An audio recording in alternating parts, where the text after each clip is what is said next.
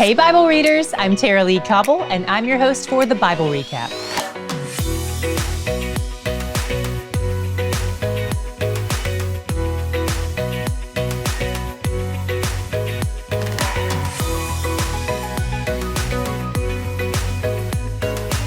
Today we finished our 33rd book of the Bible, and in the next 11 days, we'll be finishing 6 more books and the whole Old Testament.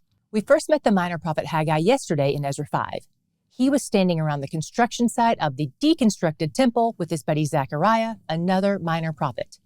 They were there encouraging the returned exiles of Judah. Today we find out exactly what it was that he said to encourage them, and we might even find out the exact day he said it. Scholars believe it was August 29th, 520 BC. After the exiles returned from Babylon, their first high priest is a guy named Jeshua. But in today's reading, it's spelled like Joshua. We'll keep calling him Jeshua since that's how we met him and since we're already friends with another Joshua. Today, Haggai has a conversation with Jeshua the high priest and Zerubbabel, who is the local ruler over the people of Judah. And he confronts both of them about the misplaced priorities of the people. Haggai says, "Look, I know you all want to put shiplap in your houses. It's apparently a thing now, but we've got more important walls to panel. No matter what you do to your homes and your wardrobes and your lifestyles, it will never be enough. You'll always want more. Stop scrolling Instagram and Amazon long enough to face that reality. Nothing you're investing your time and effort and emotion into is paying any kinds of dividends for you. You're just left with stress and frustration. But do you know what would be a wise use of your time? Do you know what would be a righteous use of your energy? Rebuilding God's house. And until you focus on what matters, God is going to continue to withhold everything you're trying to access and save up." Jeshua the high priest and Zerubbabel the local ruler know Haggai's words are true. But Haggai's words aren't only correction, he offers them some consolation too. He tells them God said, "I am with you, declares the Lord." Then God stirs up their spirits and the spirits of the people to obey him, and within a month or two, they're back to building the temple again. When chapter 2 opens, they've been rebuilding for about a month. God tells Haggai to call a meeting and to identify all the people who are at least 70 years old and who saw the other temple with their own eyes before the Babylonians destroyed it. Then he's like, "This new temple we're building doesn't look like much, does it? It's a shadow of the first one, right? But don't worry, this is just the beginning." Then God says something really encouraging in verses 4 through 6. He says, "Work, for I am with you, declares the Lord of hosts. My spirit remains in your midst. Fear not." He reminds them not to be afraid, to keep their heads down and keep being diligent because he is with them. And when all their enemies come and try to thwart their construction over and over again, like we read about yesterday, he wants them to remember that he is with them. The awareness of God's nearness eradicates fear. Then God promises that he's in the process of building something they can't see yet. He owns all the silver and gold. He owns all the treasures of all the nations, and someday all of that will be evidenced in the place where he chooses to dwell. He doesn't say when, but he says he's going to make his dwelling place magnificent. A couple months later, while they're still working on the construction project, God gives Haggai a question to ask Jeshua the priest.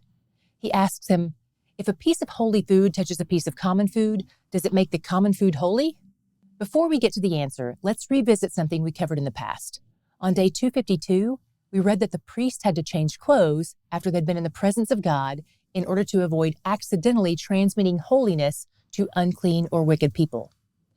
So why is it true that the priest's garments could transmit holiness, but that meat used for sacrifice can't transmit holiness? The unique thing about the priest's garments after they leave the holy place or the Ark of the Covenant that Uzzah touched is that those things had been in the presence of the glory of Yahweh, whereas the food Haggai is referencing is just holy in the sense that it's been used for sacrifice. The word holy just means set apart, but the glory and weight of Yahweh's holiness far outweighs something that's just been designated for a sacrifice. Okay, back to the original question and its answer. No. Holiness can't be transmitted from food to food. Then Haggai has another question. Can uncleanness be transmitted? This time the answer is yes.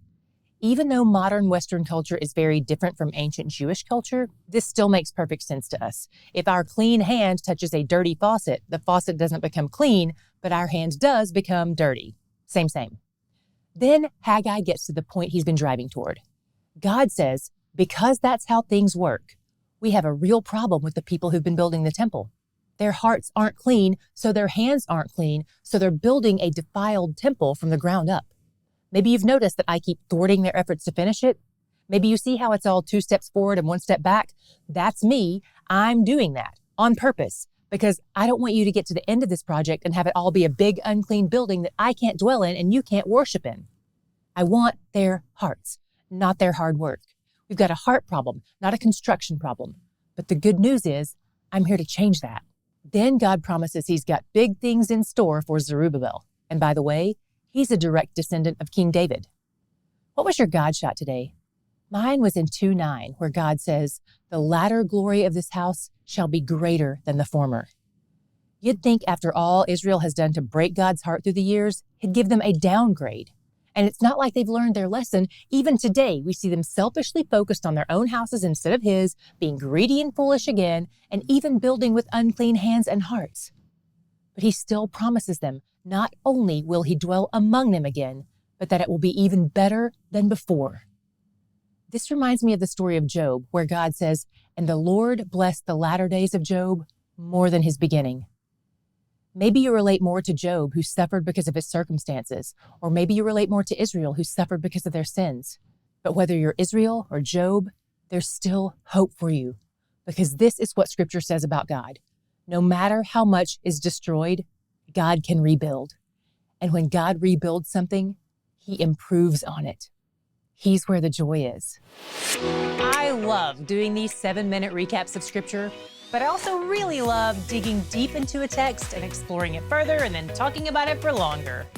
Every year, I speak at college chapel services, women's retreats, conferences, camps, any place that has air conditioning, and I have a passport, so I'm happy to travel abroad too. I'd love to hear from you about being a part of your event. If you're interested, visit thebiblerecap.com and click on the TLC tab, or click the link in the description box.